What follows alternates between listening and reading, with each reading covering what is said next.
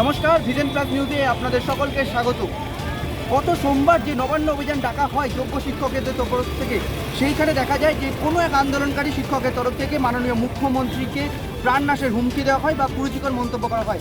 তারই প্রতিবাদে দেখা গেল যে গত মঙ্গলবার অর্থাৎ আগামীকাল যে হয়ে গেছে মঙ্গলবার, সেই মঙ্গলবারকে ফালাকাটার ব্লক সংগঠনের বিভিন্ন যে শাখা তৃণমূলের তাদের তরফ থেকে এই আন্দোলনকারী শিক্ষকের তরফে অভিযোগ দায়ের করা হয়। পাশাপাশি পুলিশকে কড়াভাবে এই বিষয়ে তদন্ত করার দাবি জানানো হয়। পাশাপাশি উপস্থিত ছিলেন আলিপুরের যে সংগঠনের যে সভাপতি মনোরঞ্জন দে, এছাড়া উপস্থিত ছিলেন তৃণমূলের বিভিন্ন যে শীর্ষ নেতৃত্ব তারাও। এখন দেখার বিষয় এই বিষয় নিয়ে কতদূর কি হয় বা পুলিশ এই তদন্তে কতদূর কি করে। অভিযানের নামে কিছু লোক যা এবং তার মধ্যে থেকে এখানে যেটা দেখা যাচ্ছে সুমন বিশ্বাস নামে এক ব্যক্তি যে তাকে শিক্ষক পরিচয় দেয়।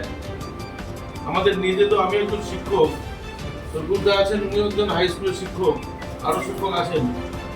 নিজেদের লজ্জা লাগছে ওনার মুখের ভাষা দেখে। বাংলার মাননীয় মুখ্যমন্ত্রী মমতা বন্দ্যোপাধ্যায়কে যে হারে কুরুচিকর মন্তব্য এবং প্রাণে মারার হুমকি, বোম মেরে উড়িয়ে দিল, পা ছিঁড়ে ফেলল, আমরা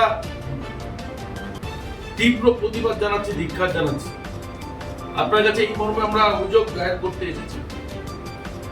তদন্ত সাপেক্ষে তদন্ত করে পূর্ণাঙ্গ তদন্ত করে দোষী ব্যক্তি সাজা পাক। বাংলার মাননীয় মুখ্যমন্ত্রীর অপমান বাংলার মানুষ সহ্য করবে। আপনার প্রশাসনের দ্বারস্থ হয়েছে, আশা রাখছি সঠিক তদন্ত করে উপযুক্ত যিনি ব্যক্তি, যিনি প্রাণে মারার হুমকি দিয়েছেন বাংলার মাননীয় মুখ্যমন্ত্রীকে, তাকে উপযুক্ত শাস্তি পাবে।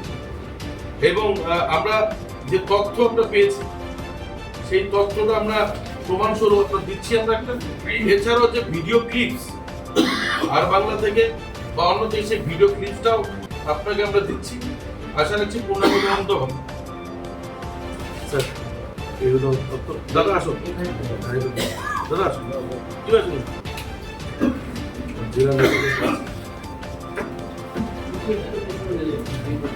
আপনি কি আসুন